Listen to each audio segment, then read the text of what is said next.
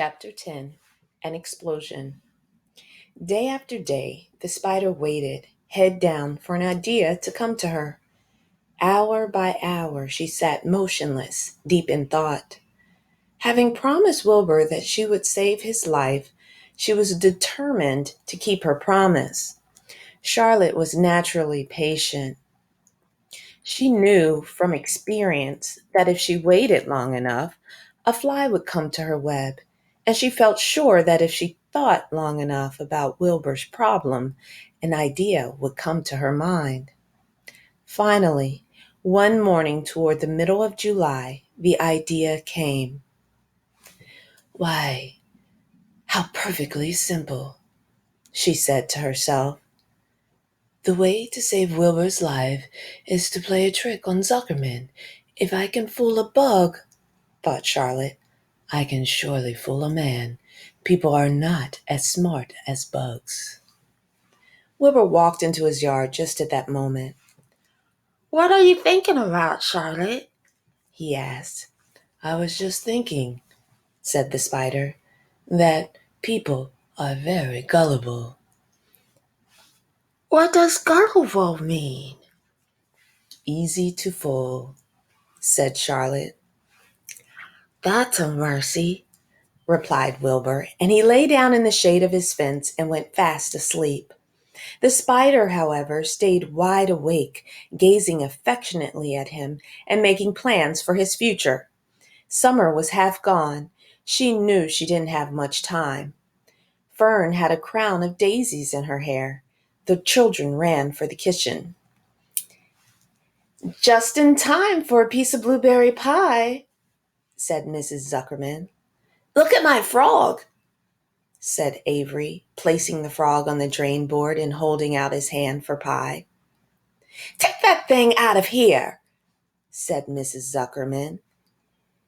He's hot, said Fern. He's almost dead, that frog.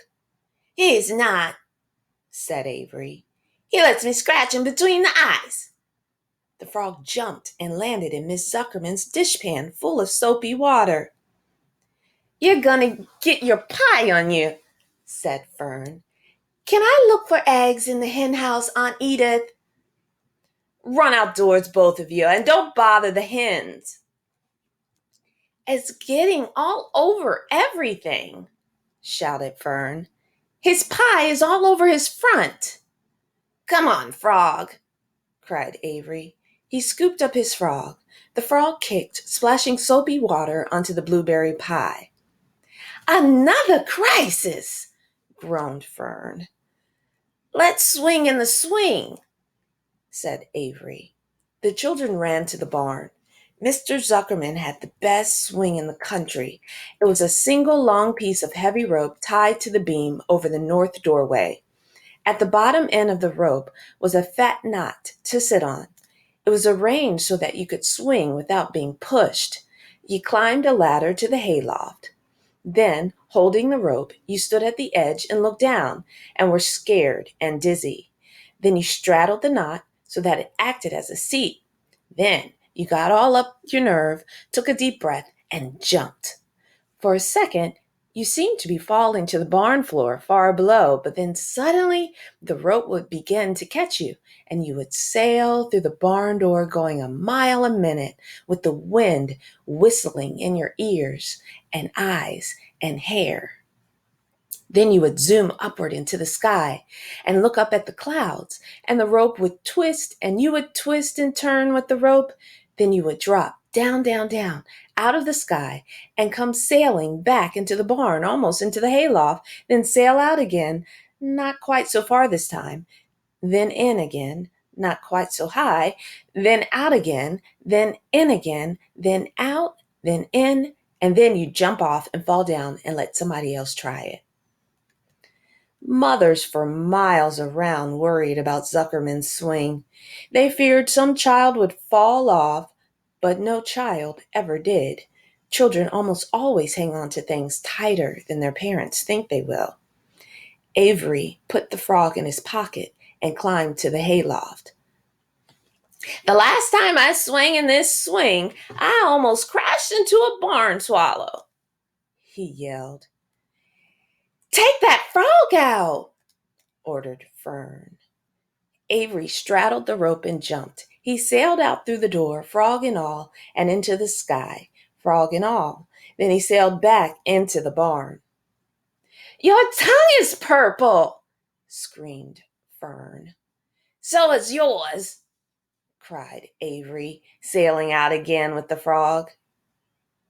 "I have hay inside my dress. It itches," called Fern.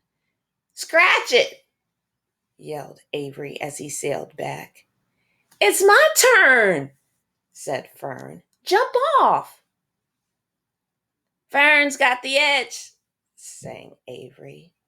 When he jumped off, he threw the swing up to his sister. She shut her eyes tight and jumped. She felt the dizzy drop, then the supporting lift of the swing. When she opened her eyes, she was looking up into the blue sky and was about to fly back through the door. They took turns for an hour. When the children grew tired of swinging, they went down toward the pasture and picked wild raspberries and ate them. Their tongues turned from purple to red. Fern bit into a raspberry that had a bad tasting bug inside it and got discouraged. Avery found an empty candy box and put his frog in it. The frog seemed tired after his morning in the swing. The children walked slowly up toward the barn. They too were tired and hardly had energy enough to walk. "Let's build a tree house," suggested Avery. "I want to live in a tree with my frog." "I'm going to go visit Wilbur," Fern announced. They climbed the fence into the lane and walked lazily toward the pig pen. Wilbur heard them coming and got up. Avery noticed the spider web, and coming closer, he saw Charlotte. "Hey, look at that big spider," he said. "It's tremendous." "Leave it alone," commanded Fern. "You've got a frog. Isn't that enough?" "That's a fine spider, and I'm going to capture it," said Avery. He took the cover off the candy box. Then he picked up a stick. "I'm going to knock that old spider into this box," he said. Wilbur's heart almost stopped when he saw what was going on. This might be the end of Charlotte if the boy succeeded in catching her. "You stop it, Avery!" cried Fern. Avery put one leg over the fence of the pig pen. He was just about to raise his stick to hit Charlotte when he lost his balance. He swayed and toppled and landed on the edge of Wilbur's trough. The trough tipped up and then came down with a slap. The goose egg was right underneath. There was a dull explosion as the egg broke, and then a horrible smell. Fern screamed, "Ah!" Avery jumped to his feet. The air was filled with the terrible gases and smells from the rotten egg. Templeton, who had been resting in his home, scuttled away into the barn. "Good night," screamed Avery. "Good night. What a stink. Let's get out of here." Fern was crying. She held her nose and ran toward the house. Avery ran after her, holding his nose. Charlotte felt greatly relieved to see him go. It had been a narrow escape. Later on that morning, the animals came up from the pasture. The sheep, the lambs, the gander, the goose, and the 7 gooselings. There were many complaints about the awful smell, and Wilbur had to tell the story over and over again of how the arable boy had tried to capture Charlotte and how the smell of the broken egg drove him away just in time. It was that rotten goose egg that saved Charlotte's life, said Wilbur. The goose was proud of her share in the adventure. "I'm delighted that the egg never hatched," she gabbled. Templeton, of course, was miserable over the loss of his beloved egg, but he couldn't resist boasting. "It pays to say things," he said in his surly voice. "A rat never knows when something is going to come in handy. I never throw anything away." "Well," said one of the lambs, This whole business is all well and good for Charlotte, but what about the rest of us? The smell is unbearable. Who wants to live in a barn that is perfumed with rotten egg? Don't worry, you'll get used to it, said Templeton. He sat up and pulled wisely at his long whiskers, then crept away to pay a visit to the dump.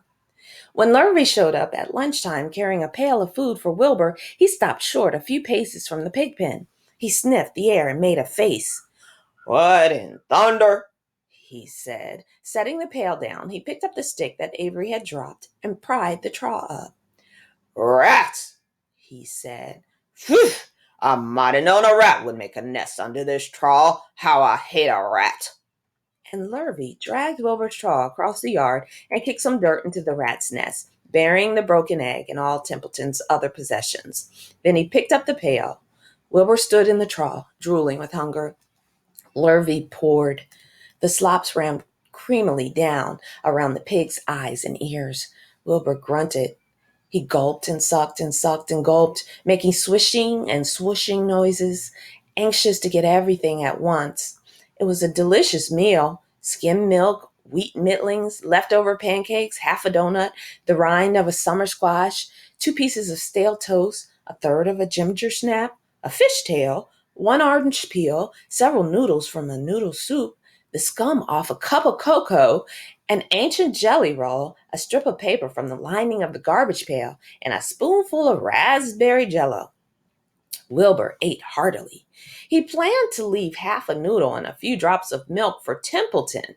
Then he remembered that the rat had been useful in saving Charlotte's life and that Charlotte was trying to save his life, so he left a whole noodle instead of a half. Now that the broken egg was buried, the air cleared and the barn smelled good again.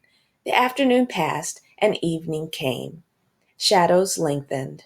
The cool and kindly breath of evening entered through doors and windows. Astride her web, Charlotte sat moodily eating a horsefly and thinking about the future. After a while, she bestirred herself. She descended to the center of the web, and there she began to cut some of her lines. She worked slowly but steadily while the other creatures drowsed. None of the others, not even the goose, noticed that she was at work. Deep in his soft bed, Wilbur snoozed.